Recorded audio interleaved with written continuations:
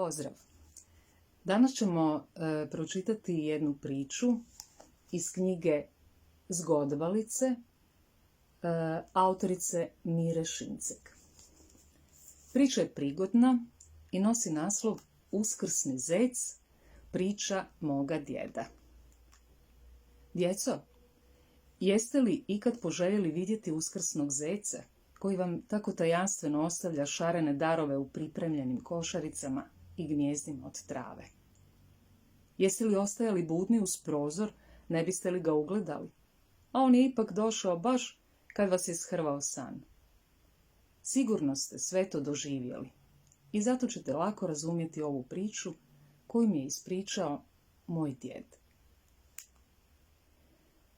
Svakog uskrsnog jutra, kroz sve godine mojega djetinjstva, u gnjezdima od meke trave koje sam večer prije svojim rukama pripremio, nalazio bih raznovrsne i divne darove. Istina, ne uvijek raskošne ni bogate, ali baš onakve kakve sam srcem priželjkivao. I uvijek sam se pitao kako to uskrsni zec izvodi. Mamica bi mi objašnjavala kako je to čudesna tajna koja mora ostati skrivena, jer ugledati uskrsnog zeca značilo bi odreći se svog djetinjstva. Izgubiti djetinjstvo, a biti dijete, govorila je, to je najstrašnije što ti se može dogoditi. Nisam baš posve razumio, a i radoznalost mi nije davala mira. U sve to, u posljednje vrijeme, stariji dječaci iz ulice zadirkivali su me govoreći: ti vjeruješ u uskrsnog zeca? Pa to su samo priče za malu djecu. On ne postoji, darove ostavljaju roditelji, naivčino jedna. Odlučio sam uvjeriti se u to. U mraku sobe širom sam otvarao oči, ponavljao sve pjesmice koje sam znao, prigušenim šaptom razgovarao sa svojim bijelim medvjedićem, a sve to kako bih ostao budan i na djelu zatekao uskrsnog zeca. Sati su prolazili, odavno je utihnuo razgovor roditelja i stišali su se majčini ubrzani koraci u kuhinji. Sve je obujrio tajanstveni mir. Mir pun iščekivanja. I šuljao sam se iz kreveta, vukući za sobom bijelog medvjedića, kojega mi je jednoga davnog Uskrsa sam zec donio. Pritisnuo sam nosić uz prozor. U svjetlu mjesečine bio sam siguran da sasvim dobro vidim gnijezdo pod starom trešnjom. Zec nije mogao doći, a da ga ja ne ugledam. Odlučio sam tako čekati, ako treba, i do jutra. Oči su mi bivale sve teže.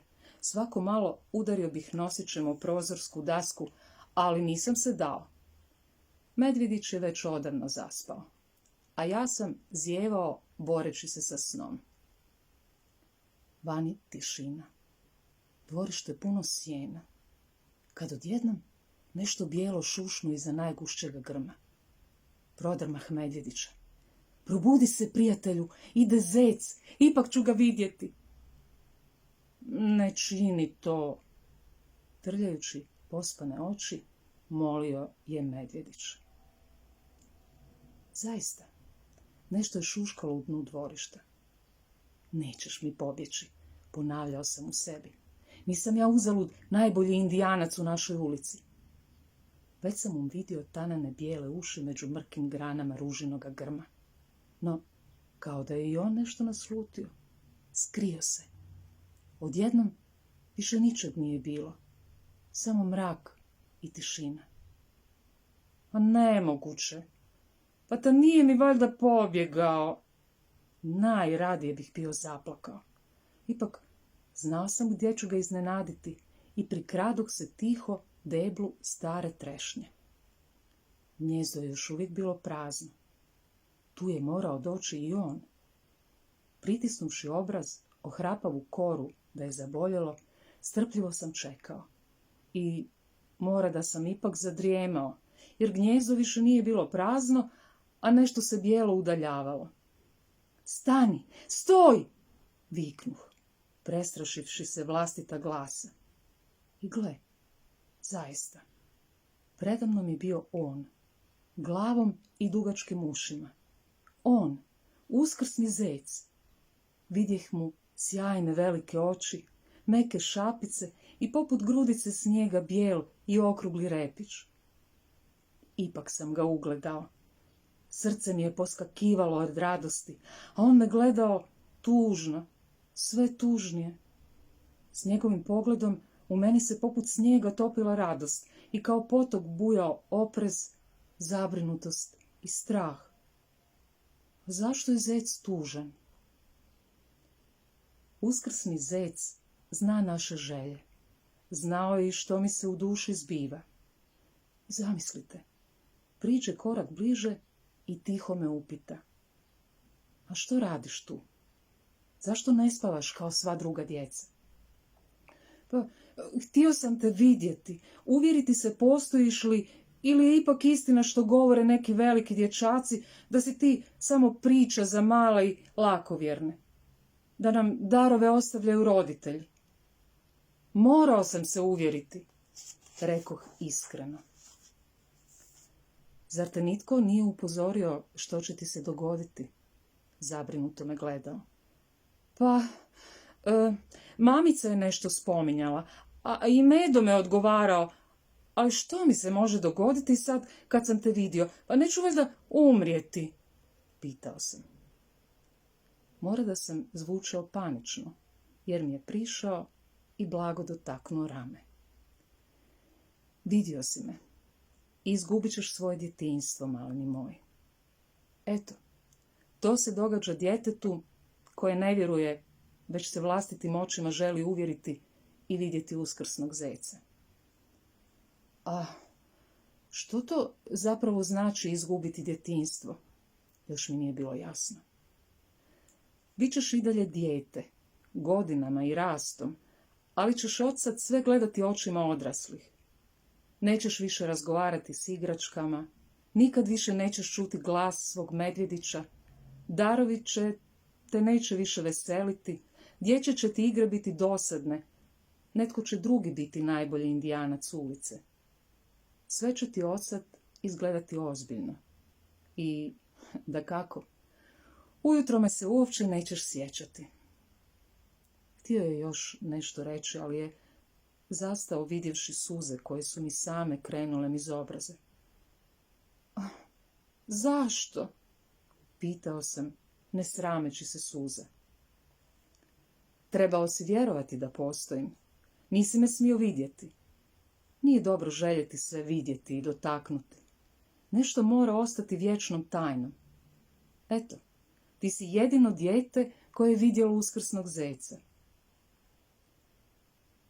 Okrenuo sam se prema gnijezdu. Darovi su još bili tu. Tek sad sam vidio kako ih je mnogo. Bilo je tu i onih za koje sam molio zeca da mi ih donese, ali i onih koje sam potajno priželjkivao, ne usuđujući se ni u snu spomenuti ih. Vidjevši kamo gledam, samo je kratko rekao: možeš zadržati sve ove darove, posljednje darove djetinjstva. I meko se uputio u tamu. Stani, pričekaj, zečiću, molim te, zavapio sam trčeći za njim. Uzmi sve ove darove i odnesi ih drugoj djeci.